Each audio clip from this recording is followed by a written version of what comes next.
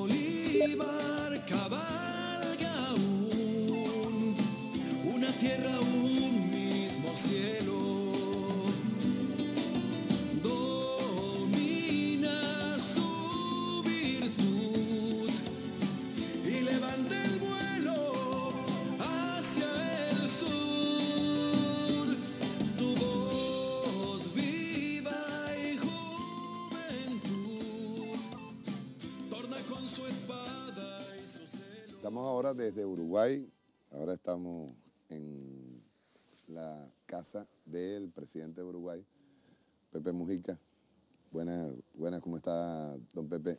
Una pregunta inicial, actual. Vea lo de Francia, regresa a la izquierda. Bueno,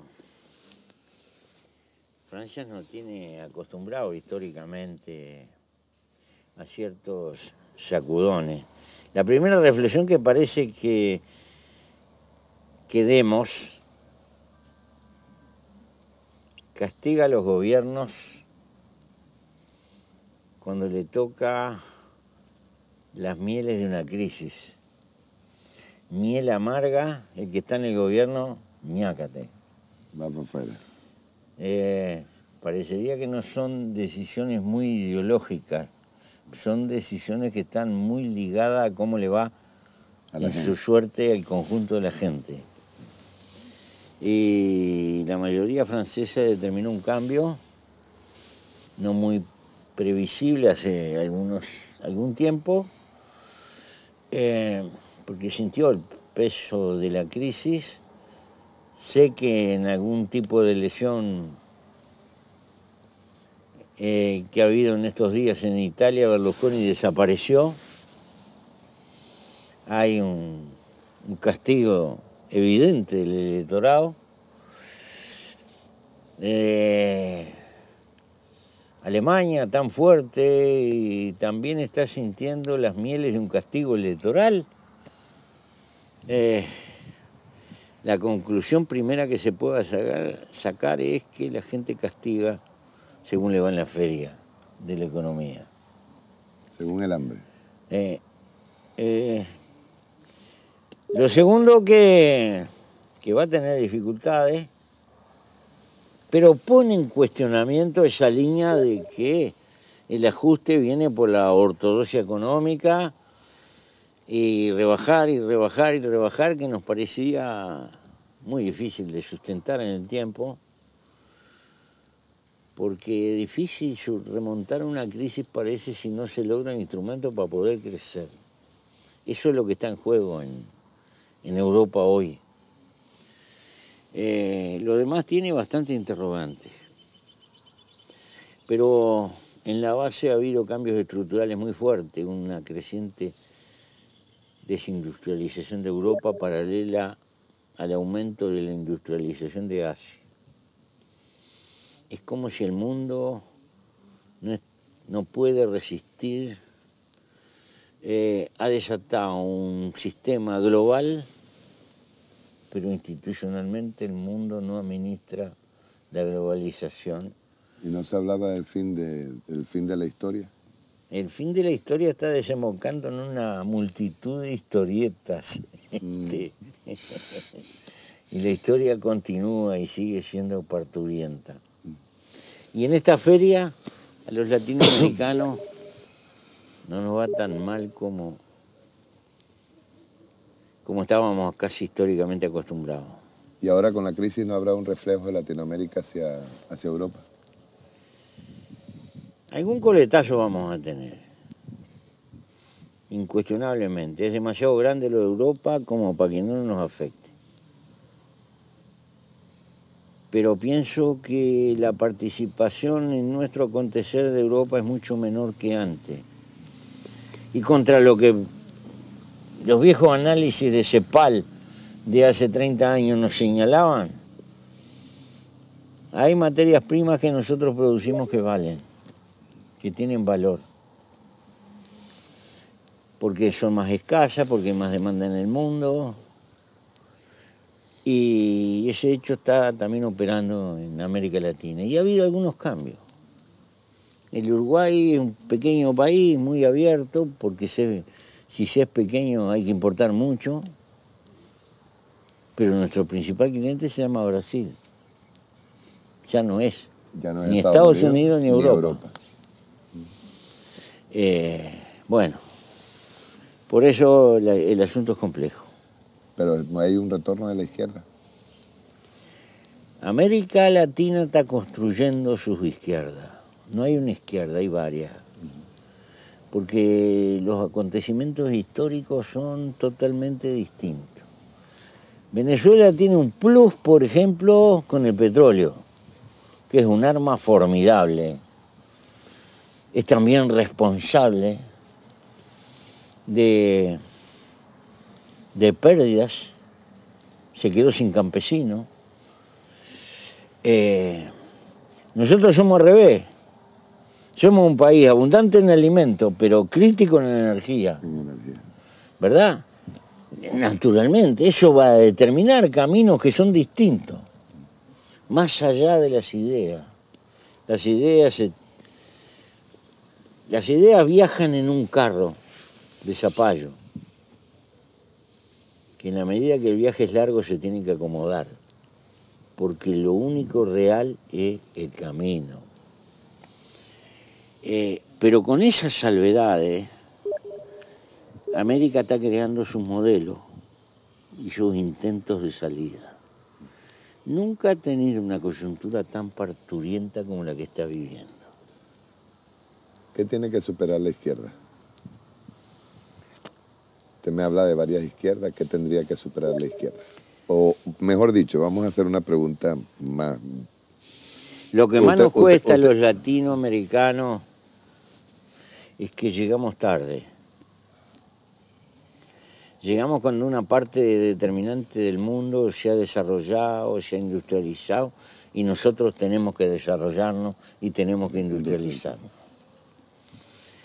Pero llegamos tarde y están jugando nuestras fronteras nacionales fuertes porque operan en nuestra cultura, en nuestras limitaciones. Nuestras burguesías débiles están obligadas a pensar en la quincena.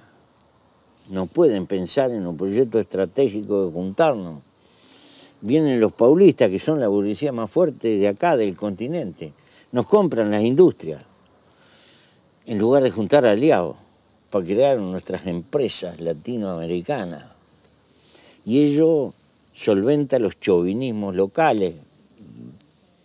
Eso les pasa también en la Argentina. Los argentinos se sienten un poco invadidos. Y genera reacciones que nos envenenan cuando tenemos que estar más juntos. Esos son los problemas nuestros. Pero tenemos instituciones que son nuevas. Nunca tuvimos un UNASUR.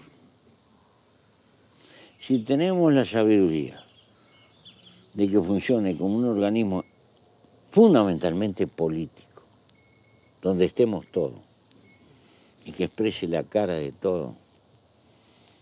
En Cartagena no tuvimos ningún logro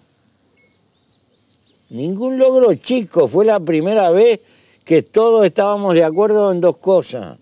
Tiene que estar Cuba sentada también con nosotros, y se lo dijimos todo al gobierno norteamericano.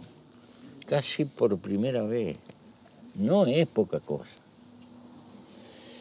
Pero tampoco hay que envalentonarse. Los obstáculos son muy grandes. La verdad hay que decirla. Ahora, viniendo de usted, que lleva tiempo en la izquierda, ¿qué diferencia hay entre la izquierda que usted militó al principio y la izquierda de ahora? Estas izquierdas que se están formando, o la convergencia de todos estos pensamientos nuevos y de nuevas ideas. Antes teníamos un mundo mucho más simple, porque era el mundo de nuestras cabezas. Pensábamos que llegando al gobierno, a partir de poseer el gobierno, íbamos a construir una sociedad mejor, cambiando las relaciones de propiedad. Y por lo tanto vamos a tener un hombre al final mejor. Era una hermosa utopía.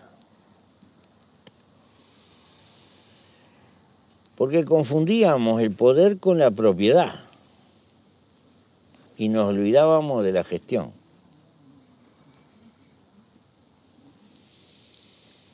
Y el verdadero poder es mucho más gestión que propiedad, porque la propiedad también envejece, puede quedar por el camino si tiene mala gestión.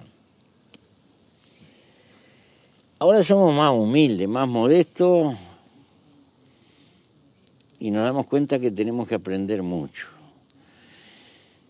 Sembrar mucha cultura y mucho conocimiento en nuestra gente, porque la construcción de sociedades mejores requiere sociedades menos bárbaras.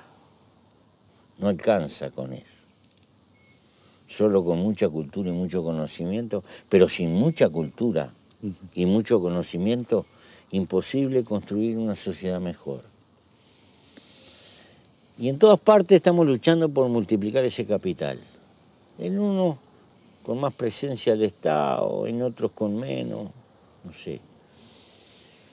Pero a su vez tenemos que rescatar la deuda social que tenemos, que yo diría es precapitalista.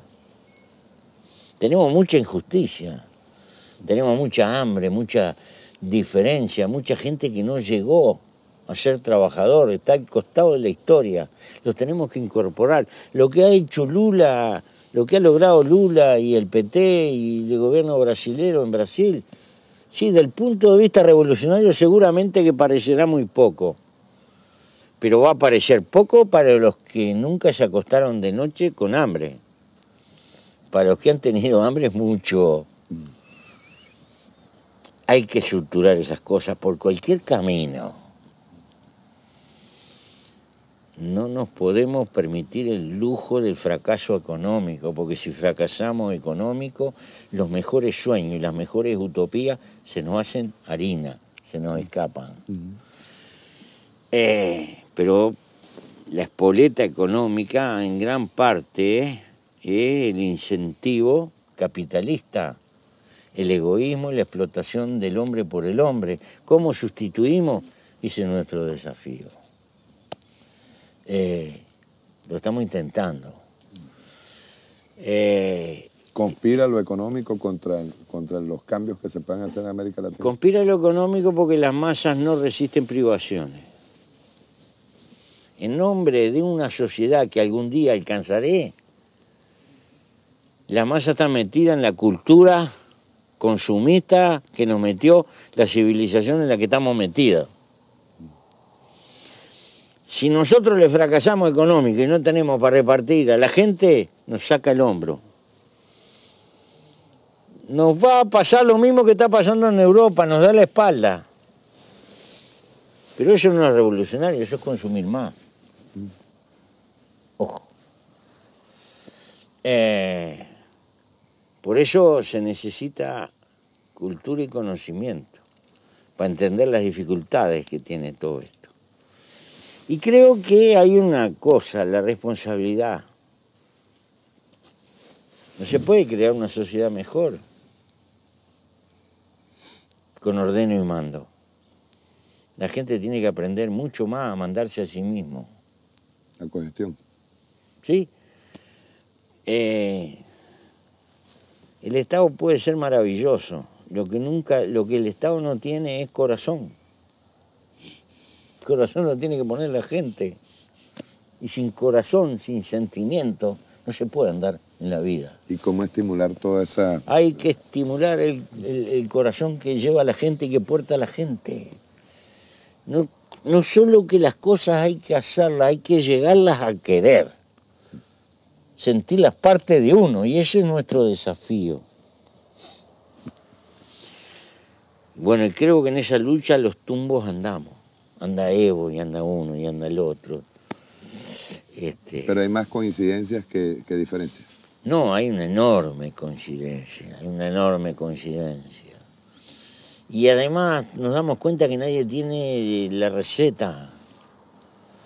que nadie es poseedor de la receta absoluta. Este es un camino lleno de búsquedas, de desafíos, y andamos los trompezones. También tiene que ver la cultura de cada uno de los pueblos. Tiene que ver, y la tradición, su pasado histórico. Seguramente que hay lugares donde las personalidades pesan mucho más. Pequeños países como nosotros, de fuerte institucionalidad, se hacen o no se hacen las cosas con los partidos, porque es nuestra forma histórica de ser. No es que las personalidades no cuentan, pero cuentan a partir y con el partido. Otras sociedades no están así, porque, bueno, nosotros debemos tener los partidos más viejos que quedan en Occidente. De tan conservadores que somos, los seguimos conservando. Se mantienen. Se mantienen. Y nosotros los criticamos toda la vida, hasta que aprendimos de ellos. Es decir, aprendimos de nuestra historia. Pero eso no se le puede pedir a otro pueblo. Vienen y dicen, el Frente Amplio, ¿qué cosa? Vamos a... No, el Frente Amplio es un producto de nuestra historia. En otras partes es difícil hacerlo. Así que no se pueden trasplantar recetas. Pero... Usted tiene una frase que dijo en el discurso a los intelectuales, sé que es mejor la peor de las democracias a la mejor de las dictaduras. Sí. ¿Qué significa? ¿Qué trató de decir ahí? Que hay que salvaguardar la libertad de organizarse, la libertad de decir, la libertad de pelear, la libertad de poder sembrar conciencia. Y eso es importantísimo. En realidad, nuestra discrepancia con el liberalismo es de carácter económico. No es con la teoría liberal. El liberalismo nos mete un verso y nos mete una doctrina que es hermosa. El problema es que después, del punto de vista económico, nos niega lo que nos está diciendo como filosofía. Explíquenme mejor eso. Esa es la contradicción. Es decir, en la medida de que solo queda el camino de la apropiación y como horizonte del enriquecimiento de carácter personal, se crean enormes diferencias que niegan la igualdad de base que el liberalismo como filosofía me trae. Y me niegan la libertad, el valor que tiene la libertad, la igualdad frente a los medios, a la comunicación, la igualdad básica sin igualitarismo. El derecho que tenemos todos a manifestarnos. En el fondo de mi corazón soy profundamente liberal, casi anarco. Hay un parentesco, ¿verdad? Pero ese sueño de la libertad máxima está negada cuando hay diferencias de clase tan notorias que, aunque en el papel se diga que somos todos iguales, en la línea de largada no somos todos iguales. Yo diría, la lucha socialista es por más liberalismo, por liberalismo auténtico, por un derecho a un punto de arranque relativamente similar para todos, sin querer caer en un falso igualitarismo, que es rasurar. No, la naturaleza es maravillosa, hace cosas semejantes pero todas distintas. Bueno, yo creo que navegamos con esas contradicciones. ¿Hay futuro en América Latina? América Latina es el continente del futuro. La historia de la humanidad se juega en América Latina. No van a alcanzar la fuerza de América Latina, pero el futuro triunfa o sucumbe en América Latina. Si América Latina es capaz de contagiar a África, si se da cuenta, porque acá está la caldera de la ebullición y de creación del pensamiento. El laboratorio de la historia está acá, en América Latina. Porque si bien nos tocó llegar tarde,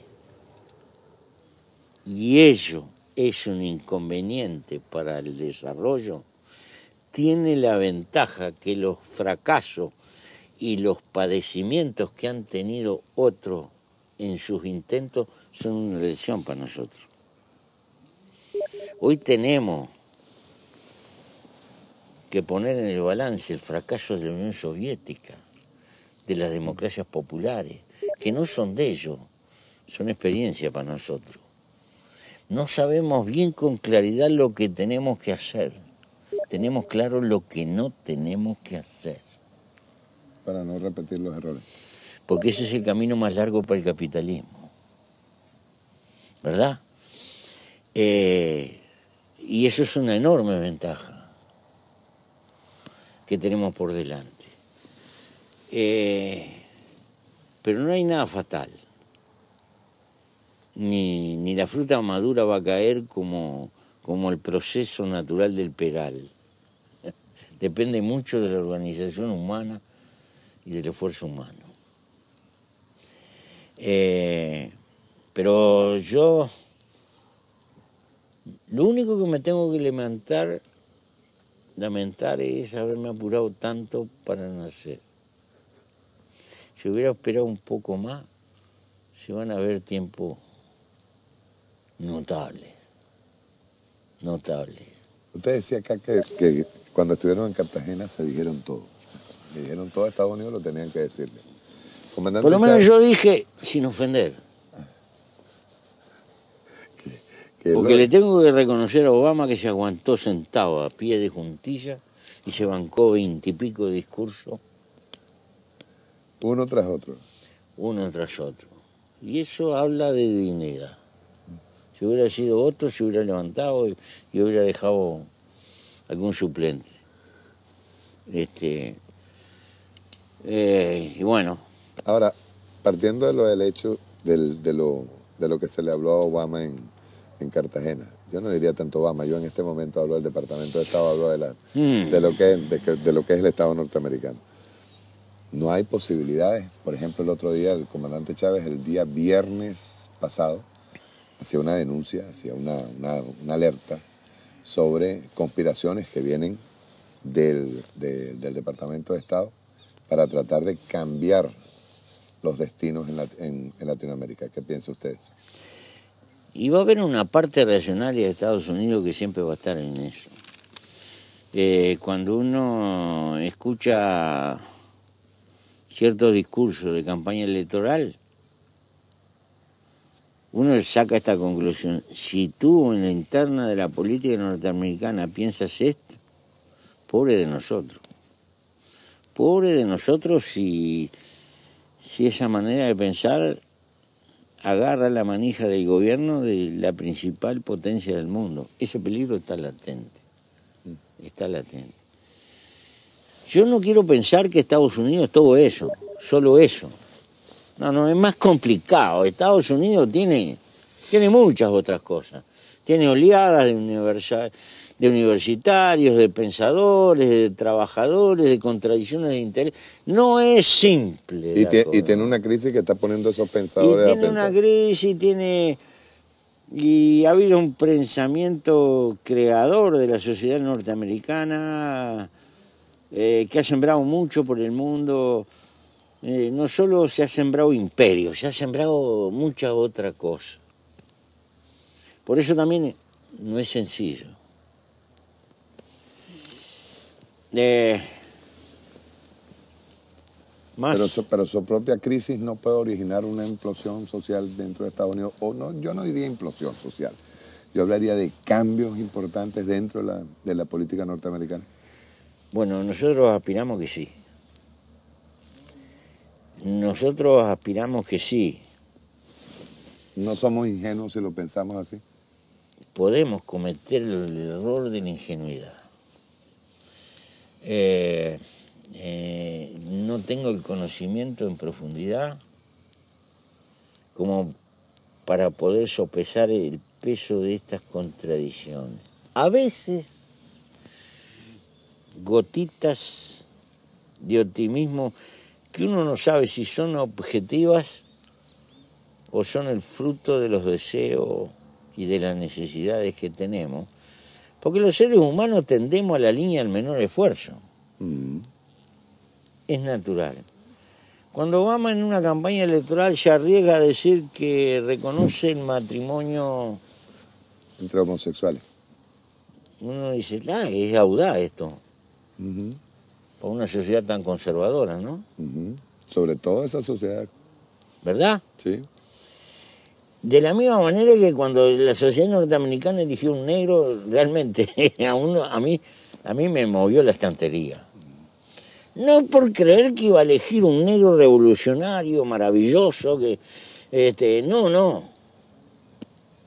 Pero es un pisoteo a mucho de lo conservador norteamericano, a lo que nos tenía acostumbrados. Sí, ¿verdad? Sí, señor. Con todas las limitaciones que sabemos que tiene un presidente norteamericano que puede tener un discurso y después en los hechos vaya a saber lo que pasa. Sí. Porque eso tiene de hecho pasó. Tiene que pasar por un filtro. Obama hablaba de desocupar Guantánamo, hablaba de acabar con la guerra con Irak, se incrementó. Sí. De todas maneras.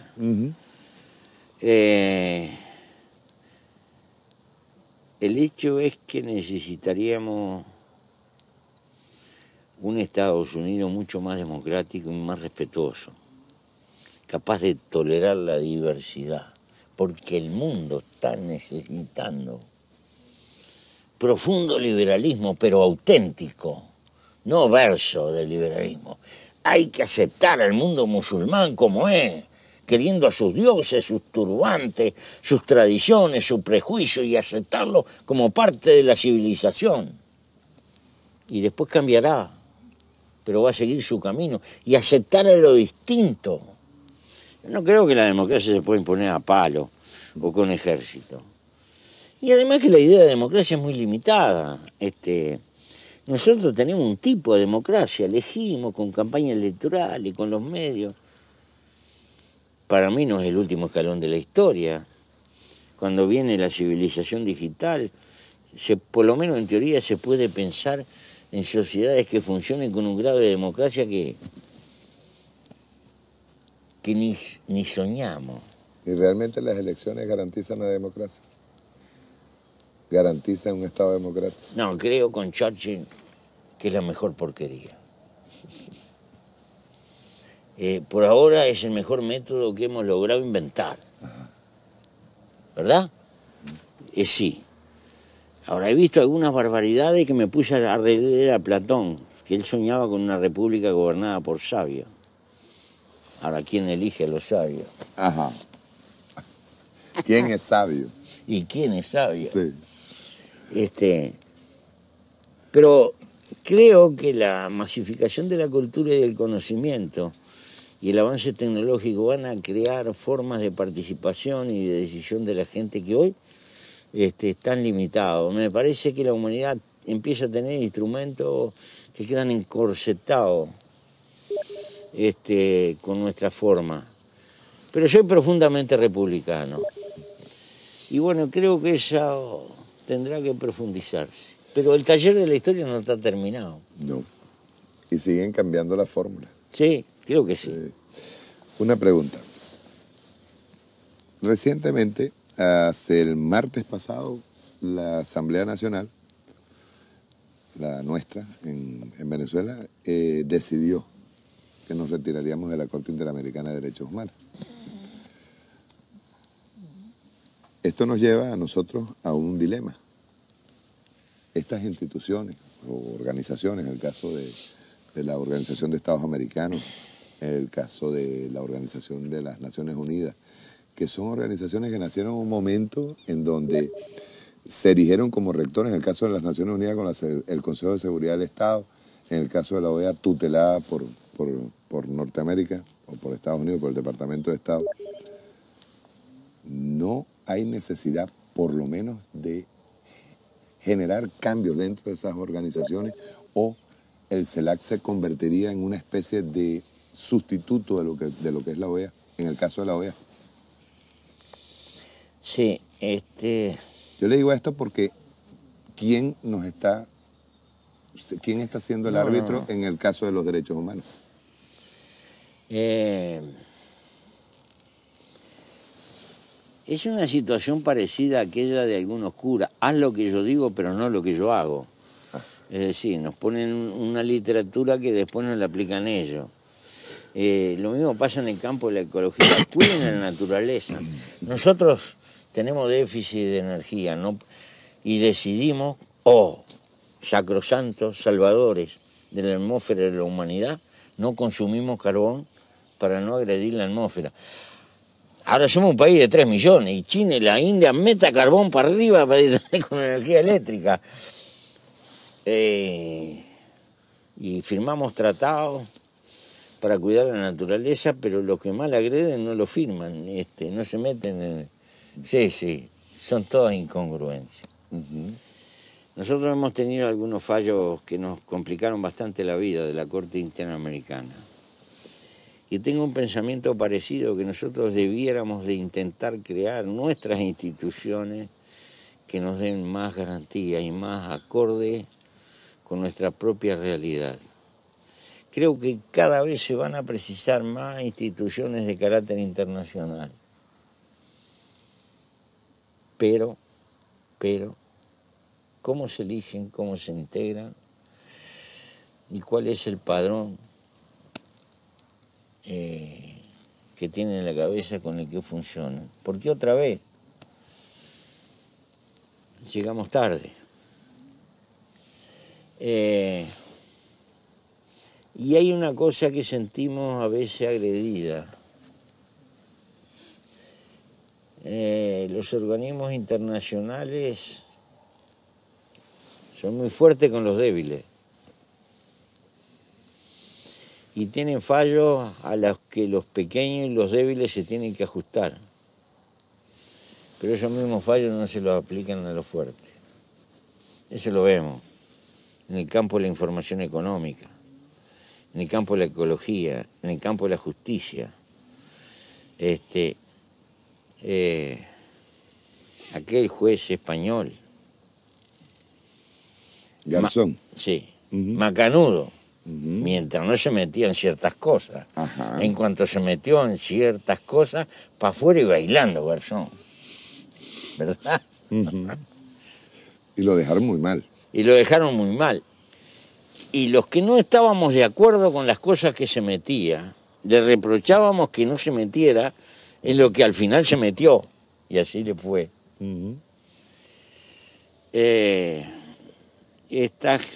Estos organismos internacionales no son otra cosa que humanas construcciones y expresan en el fondo el poder de clase a escala planetaria. Por ejemplo, en el caso de la ONU, con las decisiones todos los años, son 2 países los que van a favor del bloqueo, el caso de Estados Unidos e Israel. En el caso de Cuba, con el bloqueo a Cuba. Sí. ¿Qué democracia hay en que 2 ya no, países? sí. Y estamos hablando del país más democrático del mundo. Bueno, se erige así, ¿no? Sí, yo me hacía la pregunta, la democracia como filosofía nunca se reconoce terminada ni perfecta. La democracia como filosofía, en primer término, es humilde, no es soberbia, porque no se considera ni el último escalón de la historia ni jamás terminada. Por lo tanto, hay versiones históricas de democracia. Una aldea quechua o aymara que hace una asamblea anual y elige un capanga, después de hacer un balance, tiene una forma de democracia directa. Todo el mundo se conoce y todo el mundo opina y dice. ¿Y ¿Y por qué voy a decir que mi democracia es mejor que la de ellos? No, es muy opinable eso, ¿verdad? Por eso la democracia debiera ser tolerante. y lo que menos hay tolerancia en nuestro mundo. La democracia popular, que quiere establecer las libertades dentro de determinada clase social, tiene sus limitaciones impuestas por la historia, pero es también una fórmula. Nosotros tenemos la nuestra, somos un país republicano, muy institucional, y si se quiere, muy pluriclasista. Somos tampoco que tenemos que marchar con todo, o no marchamos. Y hemos suscrito un pacto anónimo nuestras mujeres. No hicieron ninguna asamblea, ni tomaron ninguna decisión pública, ni votaron, pero decidieron que vamos a ser poco. Chao, se acabó. Está decidido. No podemos darnos el lujo de dejar pedazos por el camino, porque si no desaparecemos. Sí, señor.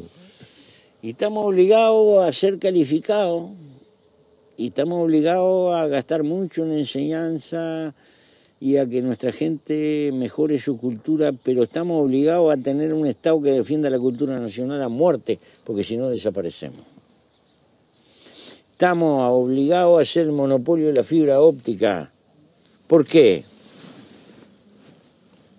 Porque tenemos que darle ámbito a la cultura privada que se maneja en el Uruguay. Sí, pero no queremos ser un juguete del interés transnacional concentrado de un puñado de compañías que tienen todos los recursos para colonizar toda la cultura uruguaya. No le vamos a dejar la puerta abierta. Mantenemos la libre empresa dentro del Uruguay. Sí, pero acá, entre nosotros. Pero no te vamos a franquear la puerta para que te vengas a apropiar del espacio televisivo y digas, porque si no terminamos con una cultura tan homogénea que desaparecemos. Bueno. Y ahí hay riesgo, ¿no? El riesgo de perder todo. Hay riesgo, nos van a tratar de dictadores, de esto y del otro. Porque creemos que la cultura hay que defenderlo mucho más que la propiedad. Mucho más. Son nuestros orígenes. Es nuestra propiedad. Porque es el centro del nosotros. Y hay muchos nosotros. En cada rincón del mundo se genera un nosotros. Si se mantiene la tradición, los vasos comunicantes, que se está cambiando permanentemente, pero eso hay que cuidarlo deliberadamente. Porque son muchas las culturas que han desaparecido y desaparecen. Si vas a Filipinas te encuentras con el apellido Pérez, pero no saben hablar español.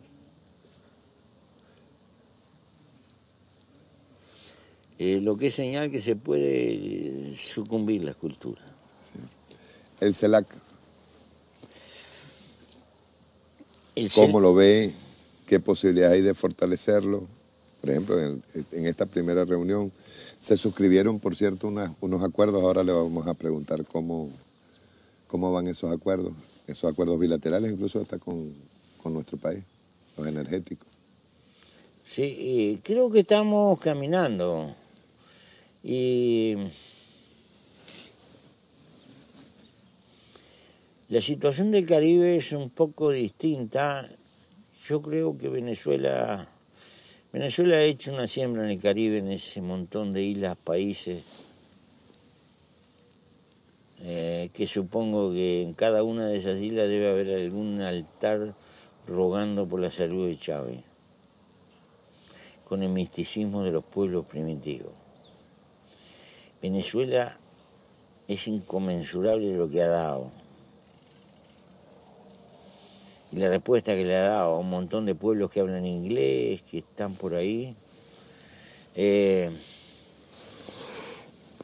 Por eso nosotros hemos insistido mucho y no hemos tenido suerte. Y peleamos, se lo planteamos hace pocos días que tuvimos con la presidenta brasilera, la necesidad de encontrar una fórmula que Venezuela pueda integrarse al Mercosur. Porque es la pata caribeña, es la comunicación con el Caribe. La puerta al Caribe. Es fundamental, y porque y porque queremos que Venezuela, en sus vicisitudes, esté rodeada por nosotros, particularmente por Brasil y por la Argentina. Y el estar rodeado significa estar comprometido. Exacto. ¿Verdad? Entonces, creo que el CELAC es una puerta promisoria y que toca algunas cosas de terrenos en disputa.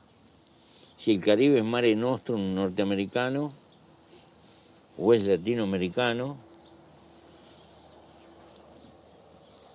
y ese terreno indeciso de lo que significa toda Centroamérica, que está también Y vapuleada muchísimo. muy vapuleada, muy estrujada, muy dependiente, y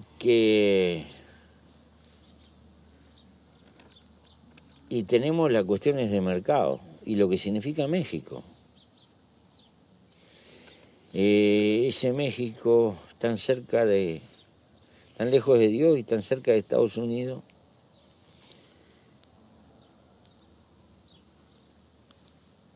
y tan desafiante culturalmente, con tanta personalidad para ser, ¿no? País terrible, terrible, que está dando una batalla sin darse cuenta. Las mujeres mexicanas están dando una batalla por la identidad mexicana, aún dentro de Estados Unidos. Siempre en México hubo una batalla por la identidad, pero hoy está siendo víctima de uno de los peores flagelos. Yo diría que con intervención incluso hasta del organismo, la DEA, Sí, y convirtiendo a Estados Unidos a México en un país de pelea. En un campo de batalla Sí. del principal mercado de la droga mundial que existe. No lo puede sujetar dentro de Estados Unidos y entonces la batalla sangrienta se está dando afuera. Y México está pagando el costo. Es terrible. Incluso el mismo fenómeno paramilitar de Colombia se está dando en este momento con las masacres en México. Y todo por el mercado de la droga, que pareciera que es un mercado más promisorio para los capitalistas que el mercado del alimento, que el mercado del intercambio entre los países. Sí, es aterrador el cuadro de México. Y también es un señalamiento de los peligros de nuestra sociedad, porque la cultura consumista masificada como hecho central que tironea de la economía, esta civilización de use y tire, necesita este modelo como llave para la acumulación permanente. Y este es el peor de los retos. Vuelvo a insistir con esta tesis. Cuando compro, no compro con plata. Compro con el tiempo de mi vida que tuve que gastar para tener esa plata. Si usufruto el trabajo ajeno, entonces estaré comprando cosas con el tiempo de la vida del trabajo ajeno para obtener esa plata. Pero siempre el recurso económico es tiempo de vida que se gastó para tenerlo. A partir de ahí, que si quiero cuidar, si la vida es el primer valor, la trampa de la sociedad consumista nos tiende a apropiarse de ese valor. No se entienda esto con criterio infantil. El hombre necesita medios materiales crecientes para vivir cada vez mejor. Pero ello no significa decirle sí a la sociedad del derroche o de la obsolencia planificada para que tengas que gastar más y consumir más y trabajar más. Por eso la necesidad del socialismo o de sociedades que repiensen esto. Esto es una máquina de devorar vida, de apropiarse del tiempo de la vida. Es la forma de esclavización contemporánea. En mi país la gente está luchando por las 6 horas, pero no para trabajar menos, es para tener 2 trabajos desde el punto de vista práctico, para tener otro trabajo más, es decir, trabajar más que antes. Porque tiene la imperiosa necesidad de consumir más, porque cada vez que se sienta frente a una pantalla de televisión, tiene desde niño el bombardeo, consumir, y felicidad humana es comprar más cosas. Permanente. A esa civilización estamos sometidos. El poner en tela de juicio esa civilización es un acto peligroso. Pero es revolucionario. Ahora bien, es que la política no debe de abandonar el campo de la filosofía. Si abandona el campo de la filosofía, se queda sin línea maestra. La gran diferencia está ahí. Pelear por un mundo mejor no significa que amontonemos más autos viejos, multiplicar la cantidad de heladeras, no, estamos fritos. Multiplicar la cantidad de tiempo que tenemos para vivir. ¿Y qué es el tiempo para vivir?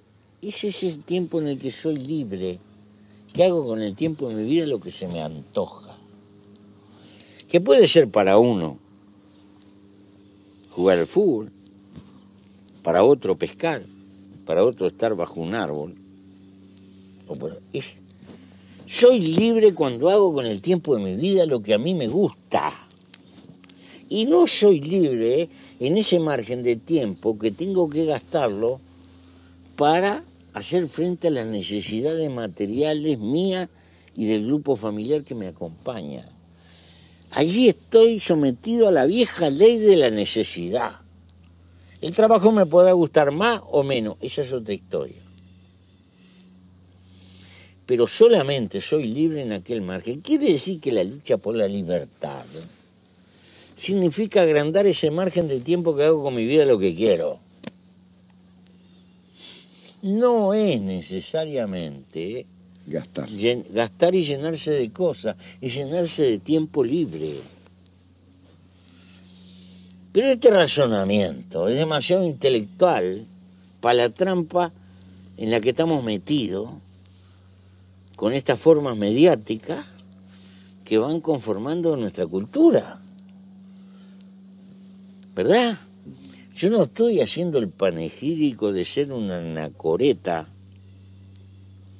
ni autoflagelarse con una cadena toda la mañana. No estoy haciendo la apologética de la pobreza. Estoy haciendo plantear el valor que tiene la sobriedad y el concepto del límite. En la vida hay que tener límite.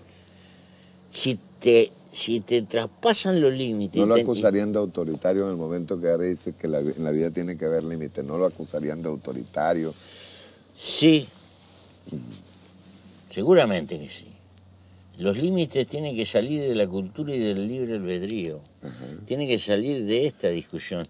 Si tú quieres enajenar tu vida subiéndole Everest, allá tú.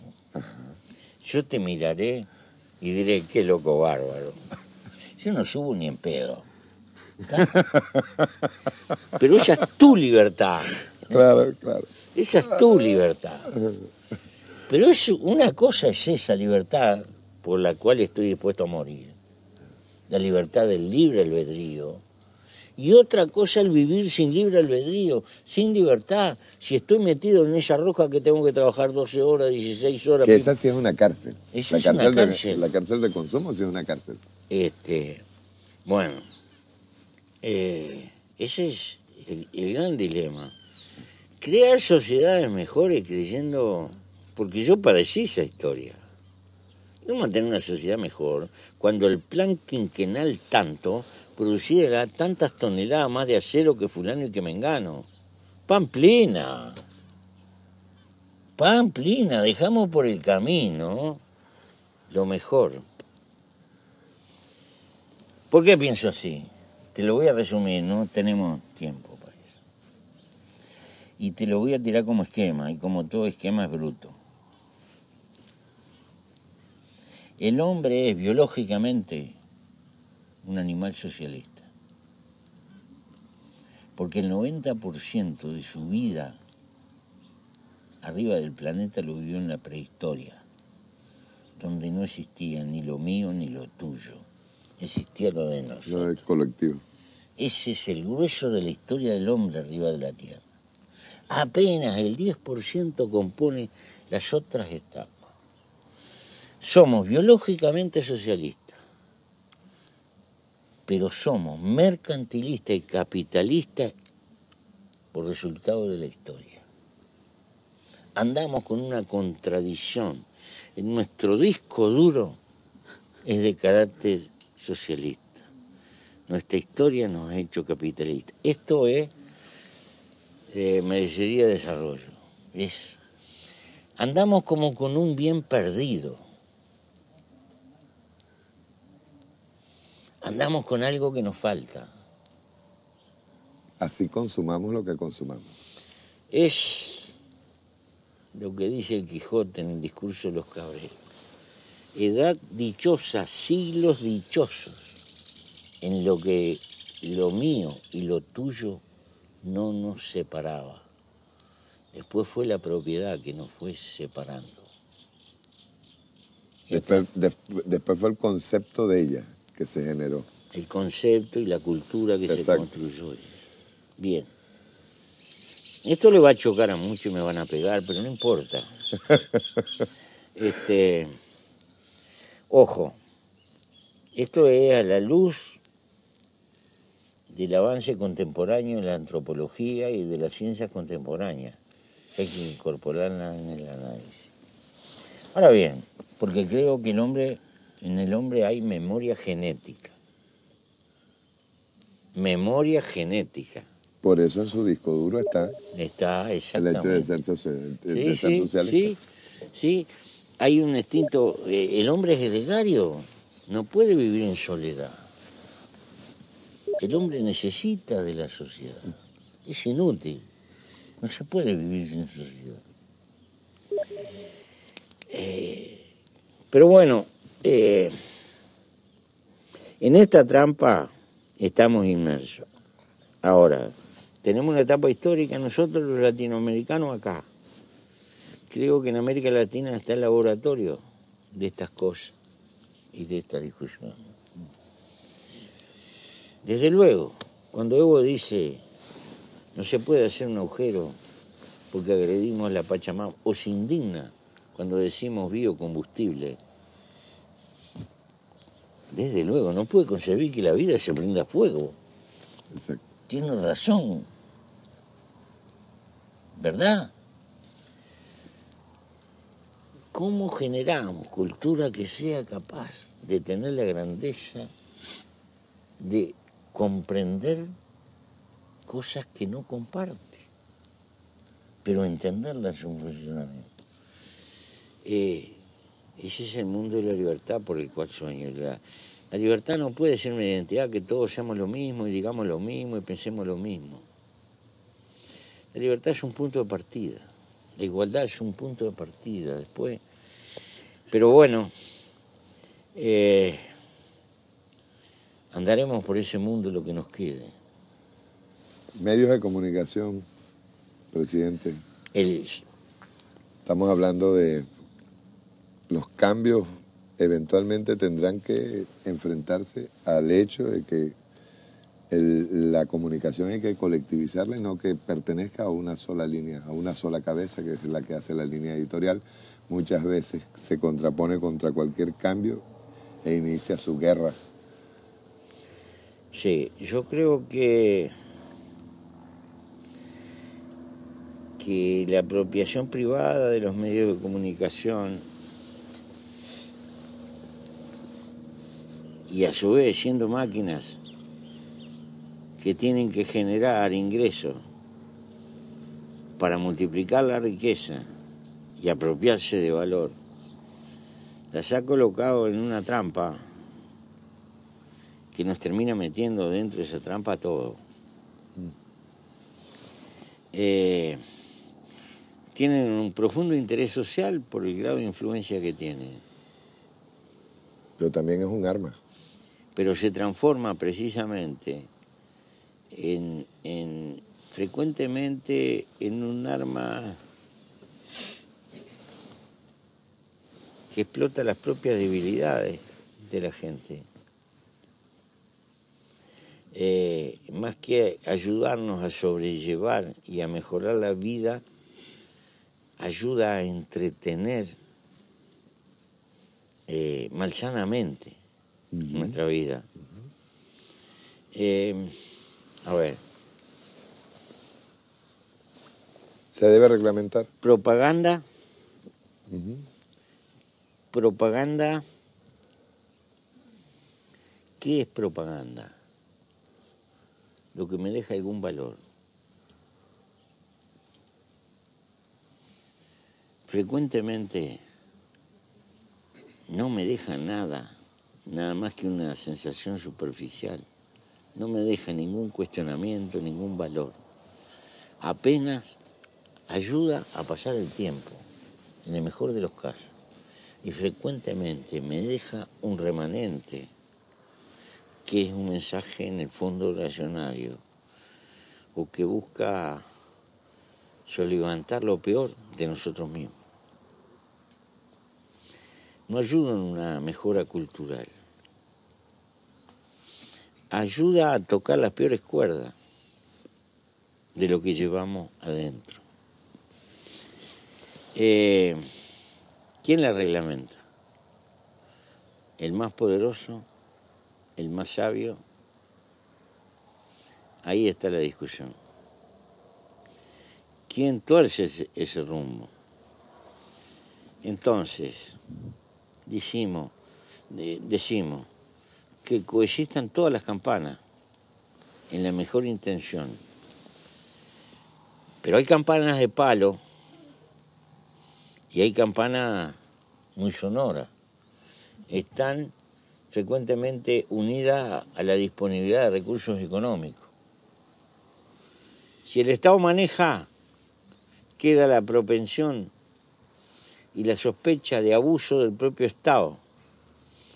Creo que este es todo un tema de debate en esta América Latina. Nosotros vamos a tratar de que esté presente con la revolución digital y con los cambios que se vienen, que estén presentes en nuestra sociedad otras cosas, que no son muy redituables, pero que estén. No estamos dispuestos a que nos vengan las cadenas internacionales a manejar nuestro espacio interno.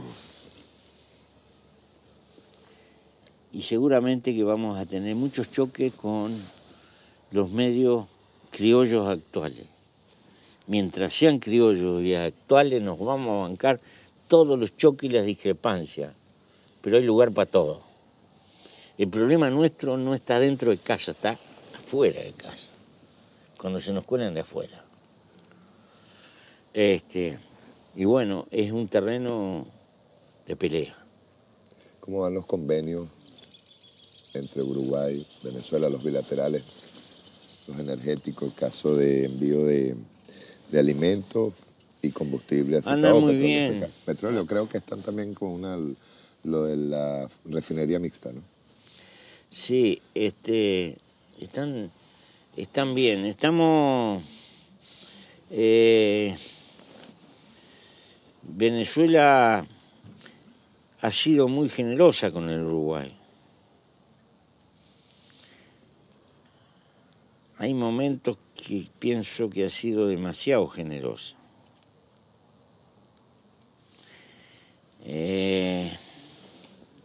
A ver si me explico. Funcionando acá la economía capitalista, dentro de ella, están los vivos, que son empresarios más o menos.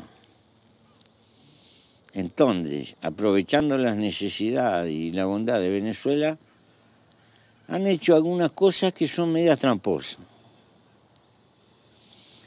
que son intolerables con un país que ha tenido la altura que ha tenido Venezuela con nosotros. Y cosas muy nobles. Por ejemplo, Venezuela le prestó al Hospital de Clínica, un hospital de la Universidad de la República, una cantidad X de plata. Una parte se la regaló y otra parte era en contrapartida, no quería decir que le tendríamos que haber devuelto plata. Le tendríamos que haber devuelto servicio y estamos en deuda. Pero vamos a cumplir o vamos a tener lío. Nosotros somos conscientes de todo eso. Hasta el punto que hemos tenido que crear un parapeto para defendernos de las trampas del capitalismo.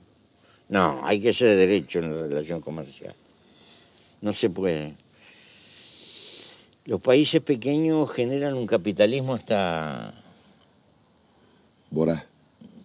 Demasiado hambriento, Sí. y poco eficiente. Se come en largo plazo. Nos ha pasado en nuestra historia más de una vez. Una vez, hace muchos años le vendíamos, hace como 30 años le vendíamos lana a China. Y unos vivos hicieron unos tops de lana y le encajaron piedra adentro. Cuando llegaron allá, bueno, tuvieron 20 años sin comprarnos lana de los chinos. Ganaron nada más esa compra. Sí, ganaron o sea, esa compra, cortoplacista, ¿se da sí. cuenta? Sí, sí. Ese tipo de cosas no nos ha hecho trampa. Estamos reaccionando y fuerte y queremos que si hay negocios comerciales sean derechos y se cumpla y hay que lucharlo y bueno, pero cuesta. ¿Cuándo va a Venezuela? Y no sé, 3x2 estoy yendo a Venezuela. La última vez que tuve que hacer muchos kilómetros, pero quería verlo al comandante, más que nada. Yo sé lo que significa para Venezuela el comandante, los desafíos que tiene por delante y que tenemos todos. Y bueno, nos preocupa ni qué decir que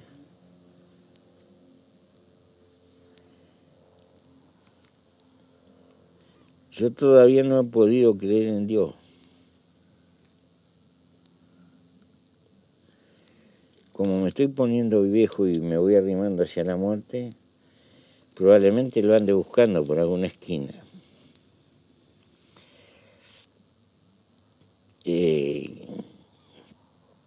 Si tan importante Señor existe, espero que le dé una mano a los pobres de América Latina defendiendo la salud Comandante. del comandante.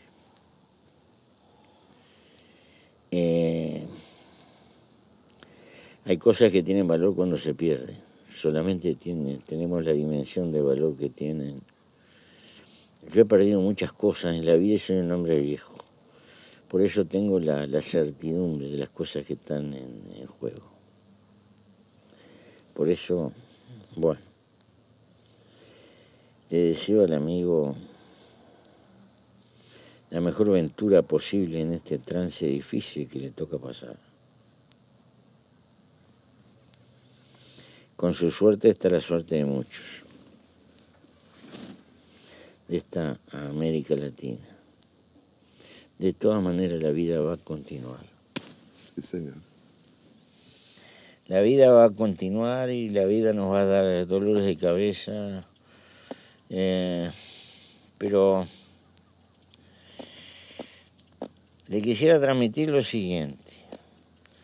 Con todos los avatares, yo tengo casi 14, 15 años de cana.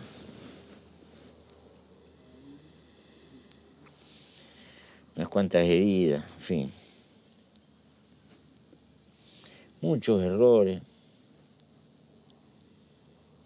Pero es tan hermosa la vida que lo ideal sería que cuando llegamos al final hubiera un pulpero que nos dijera sírvase otra vuelta.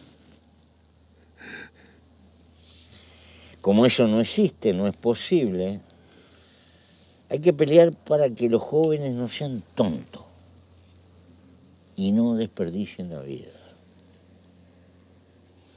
En esta América no hay ningún triunfo fácil ni corto.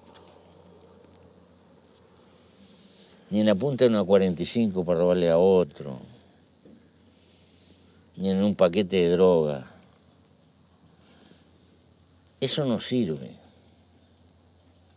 Nada vale más que la libertad.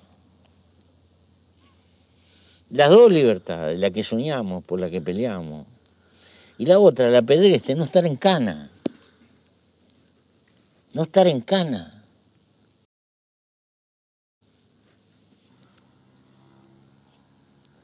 Y esto hay que difundírselo. Y las madres tienen que difundirle a los gurises. Hay una cultura que hay que ganarla en la casa, avivar a nuestros gurises. Fíjate tú que la sociedad de consumo nos metió cosas, estupideces como esta. Ahora compran motito. Y entonces se sacan el casco y corren ligero. Inventaron un juego que se llama la gallina. Viene uno contra el otro, así. El que se desvía es gallina. Es gallina. Y 3x2 se revientan el uno por el otro. No se puede ser tan abombado. Y a veces quedan desechos, después hay que atenderlo en el hospital, la familia tiene que andar al rastro con eso. No, tenemos que... No, cuidar la vida, el primer capital, cuidar la vida, no regalar la vida. En esa batalla tenemos que estar todos, porque es un milagro de estar vivo. Son tan grandes las chances en contra que tenemos. Tantas, que el estar vivo es un milagro. Y es un milagro único en apenas un segundo de la historia del universo. No hay derecho a agredirlo. No podemos pertenecer a ninguna posición progresista que no pelee por estas cosas. Aún en la más cruel sociedad capitalista, no podemos cruzarnos de brazos ante la estupidez masiva de someter la juventud a esos avatares que... Y lo estamos viendo en América Latina, lo tenemos por todas partes. Tenemos los burgueses apresurados que quieren resolver la cosa con una 45 entrando a un comercio a afanarse en la cosa. No seas gil, nabo de mierda. Vas a terminar como una rata de cárcel, en el mejor de los casos. Y hay que decírselo con ese lenguaje bien duro. Sí. Sos un gil, un abombado.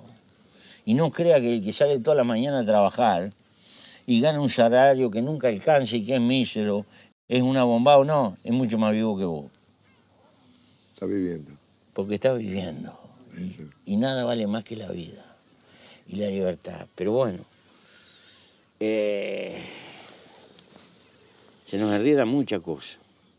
Y se nos escapa lo fundamental, que es eso. Que es la vida. Que es la vida. Sí. Muchas gracias, presidente. Gracias tú. Saludo a los compañeros que están luchando en América Latina. Y le traemos desde Caracas un abrazo al comandante Chávez, muy especialmente al pueblo venezolano. Tengo muchos amigos y cada vez que voy a Venezuela me divierto en pila.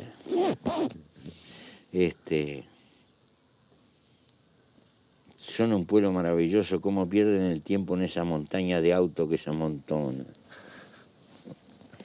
¿Cuántos amores habrán aparecido en esa? ¿Verdad? Sí, señor. ¿Cuántas familias se habrán creado? ¿Cuántos dragoneos? ¿Cuántos?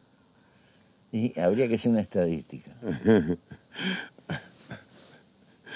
Muchas gracias.